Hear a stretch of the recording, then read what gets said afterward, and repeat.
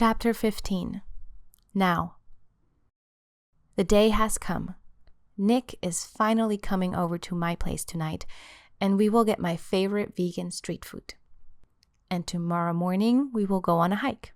It's all perfect. I still can't believe that he thought it was cute when I woke him up in the middle of the night last weekend and demanded attention. Every other guy I met in LA thus far would either have had me drive home or just kept sleeping or asked me what was wrong with me and why I was so attention hungry and insecure. But Nick texted me the next day after I had left and said that it was cute. That he liked the fact that I was standing up for myself and communicating what I needed and how I felt. He never told me any more details about the story with his mom. Work is almost over, and I can't wait to meet him immediately after. We worked it out so that he would meet me at my place when I get home. I already put on extra makeup today and dressed a little nicer than usual when I go to work. The kids don't care so much about how nicely shaped my butt looks in my jeans or how well I did my makeup. Au contraire, my 7-year-old student asked me what those weird lines on my eyes were just a few hours ago. I guess I still need to get better at putting on my eyeliner.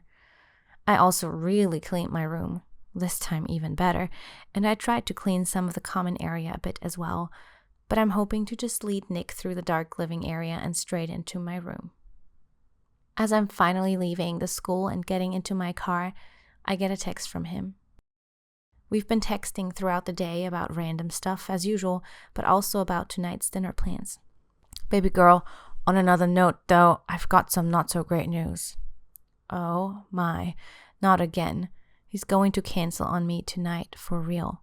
He hasn't done it so far, but there's always something, and I'm afraid that's the only thing I can think of that could possibly be not so great news. But then I read the text again. He called me baby girl. I hope that's not just a distraction tactic to make me less mad about what he's about to tell me. Just as I am about to start typing, my phone rings. Hello? I answer slowly. Hey girl. He sounds run down. When will you be home? What's the bad news? I'm just leaving now, so I should be home in 15 minutes. Are you okay? Not really. I just threw up on the side of the street. I guess I still have a little bug. I'm close to your house. Do you have any juice at home, though? I don't think I can eat anything tonight. I'm sorry. Oh, no. Oh, you poor thing. I don't, but I can run to Whole Foods on my way back really quick and buy some. And I'll also get us some wellness shots with ginger and lemon, okay? Okay, how long will that take, though? He really sounds beat down. Not much longer. It's on the way home. I'll hurry. Despite his weak condition, and even though he just threw up half an hour ago, Nick gives me a kiss and compliments my look. He then lays in my bed and covers himself with all the blankets he can find.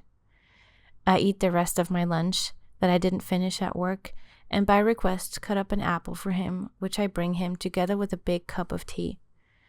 Despite feeling horrible, he is somewhat cheerful and grateful. Thank you so much for this. I'm sorry that I ruined our date night. Hopefully I'll feel better by tomorrow and we can still go on that hike. I'm actually surprised you stuck around and came here after work feeling the way you feel. What would you have thought if I had canceled on you today or not come over? Would you have believed me? I don't know. I guess I would have worried and asked myself if maybe you just don't want to come over, knowing my thought process, and also keeping in mind that you already changed plans on me twice. Exactly, he says. That's why I came over. I didn't want you to think that. Something in my heart warms. He somehow always manages to say the right thing. As disappointed as I am that I can't show him my amazing food spot, this is kind of sweet. And taking care of him comes naturally. There's still a chance he'll feel better tomorrow. Nick is still in bed by 11 a.m. He asks me to put my hand to his forehead. He thinks he has a fever. I don't have a thermometer.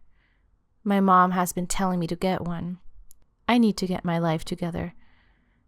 It doesn't look like anything will happen today, let alone hiking up a mountain.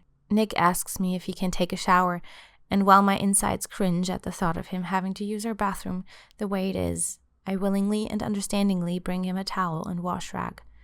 He immediately returns to the bed when he's done, and again covers himself with both my duvet cover and an extra blanket. I make him more tea and bring orange juice and decide to hop in the shower myself. When I come back in the room with just underwear and a towel on me, I slowly drop the towel to put clothes on. I am starting to like my body more, and am not as shy as I used to be, but I'm still not someone who likes to rub it in someone else's face. But just at that moment, Nick looks at me and his jaw falls open. I always think that the open jaw analogy is an exaggeration, but that's really what describes best what I'm seeing right now. His eyes open wide, and he says, "Kathrin."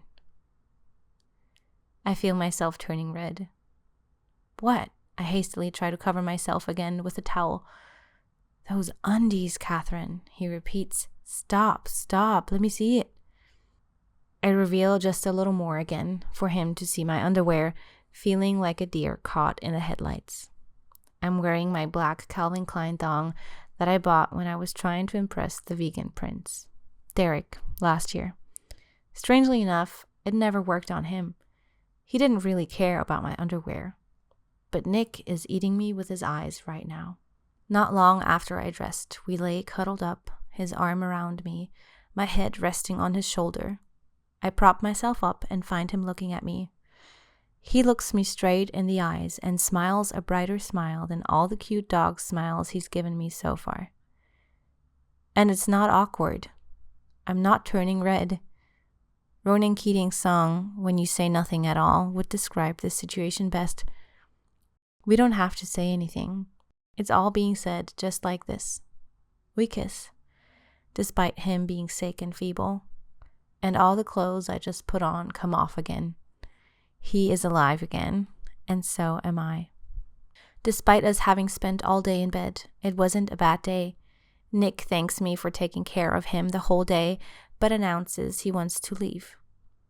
I'm not ready for this day to end. "Don't leave. You don't have to go yet. Just spend one more night here. I'll make us some food." "It's okay. I don't want to overstay my welcome." "You're silly. You're welcome here as long as you want," I say. "I want you to stay, really. Don't go. I'm enjoying this too much."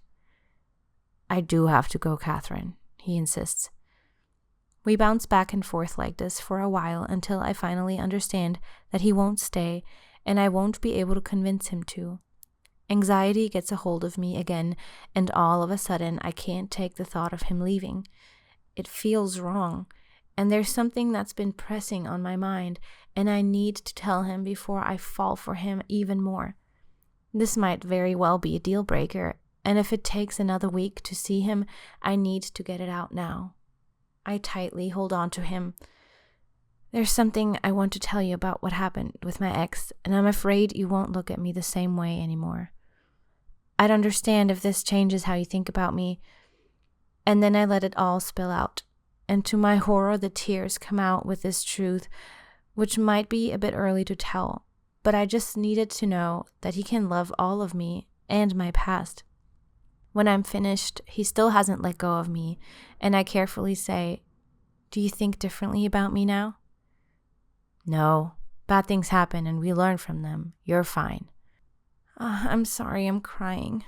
You wanted to leave and now I'm being super clingy and this is all a bit much. I'm so sorry." "You know what Shrek says, right?" "No," I sob. "Something like, better to get it out than holding it in." I laugh, and then I hold on to him as more tears come out. "And for the record, I like it when you're clingy." "Really?" "Yes, it's cute." How is suddenly everything I do cute? But I'll take it. Finally, I collect myself and Nick feels comfortable leaving. The bed still smells like him, and I miss him already.